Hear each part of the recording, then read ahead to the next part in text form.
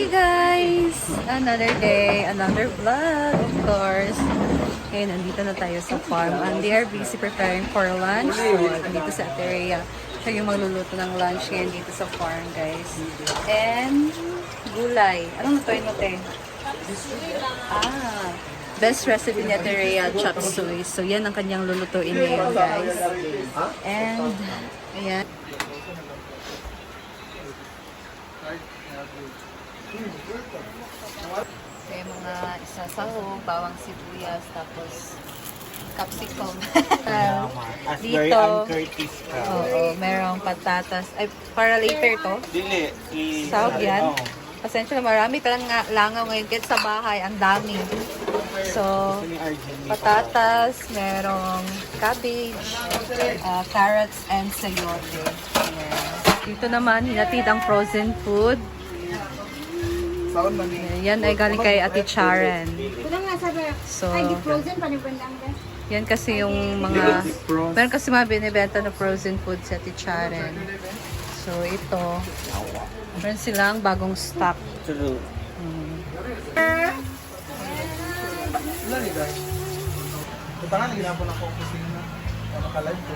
Ito may mag-order. Wala tayo nga nang gagaan eh. Lami na ba yung pizza sa Albertus? May patapos So? siya na egg. Tapos pritong isda. Akin na yan, Marian, yung sa itlog. Isang sa isda. Isang to sa isda. Oo, muntahan din nga. Display.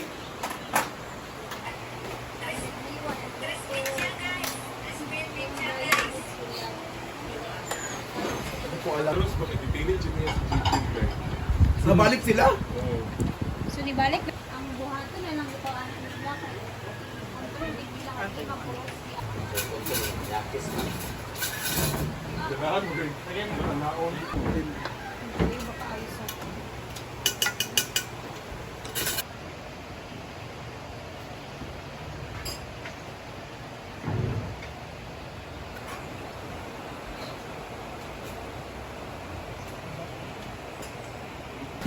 Ayan guys, coffee. Iba ng cheese.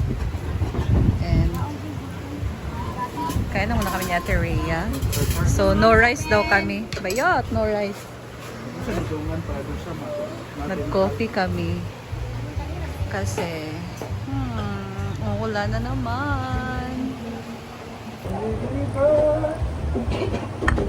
Kain. Parang mawak ko ka. Para ka nag-gawit na awal-awal. Di ba yun? Ano ko ba? Dadahan man sa best friend. Dali na kayo ng house ng mom. Bigay mo balay mo. Ang dako ka iya ko eh. Murag third floor man siguro ito iya ha? Ha? Hindi siya maano.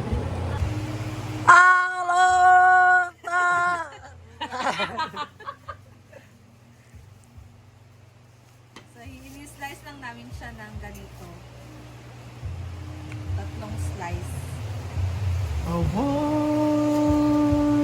in a mirror. Okay na ni. Parang na yun. Nurot no. Di ba? Ang ito, ang kuhan. Napaman. Napay sila din Ito ko. na lang. Kanina lang oh. Turon man ta. Ay, kani mo ituron di kay hinog. Pwede rin. Ano mo ituron? Marito sa'yo. So, ito guys ang aming gagawin na maruya. And marami pa pala ditong lumpia wrapper si Marian. So, gagawa siya ng cheese stick. So, meron siya ditong cheese and cheese powder. So, ito, maggagawa din siya ng turon. Kasi overripe na yung saging. Yung masarap yan i-ano sa turon. Yan. Yan guys, gawa tayo ng ating butter. Pang-coating sa ating maruya. So, this is rice flour ang ginamit ko. Taga Antipolo po pala si Ma'am si G.O. po. Puntahan ko siya doon. Go Ate Josie. Ate Lea Relion. Ayan guys, so mag-prito na tayo ng saging. And Wala akong flour guys. Ang ginamit ko dito ay rice flour.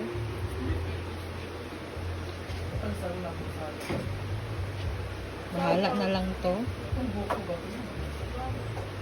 Actually, hindi ko talaga to recipe ngayon.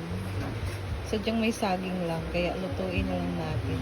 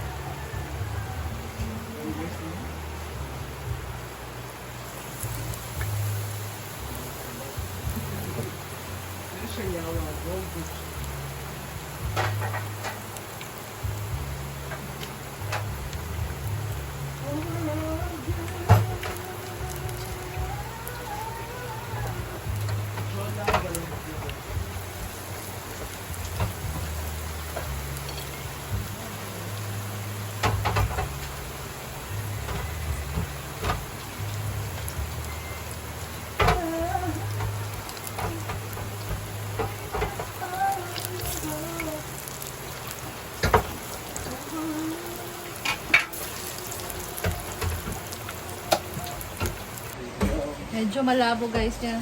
May usok.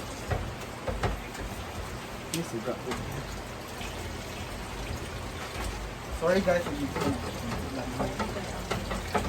ito natin maruya. Sinukat namin yan sa daliri ni Ma'am Shichi.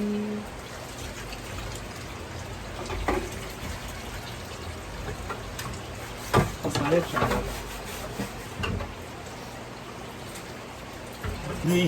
Si Maria naman guys, nag-craving siya ng cheese Siya yung stick. maswerte. So ayan, gumawa siya dito ng cheese stick. At saka, ano natin?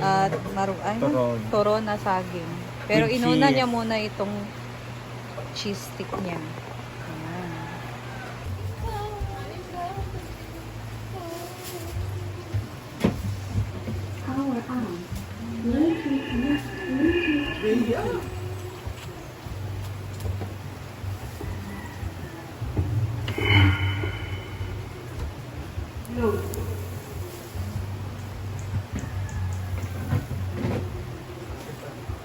Ako, doon tayo sa mga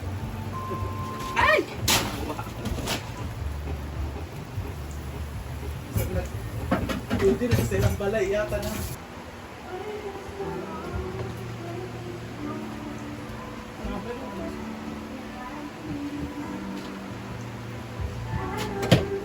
Saan yung knockers di ay?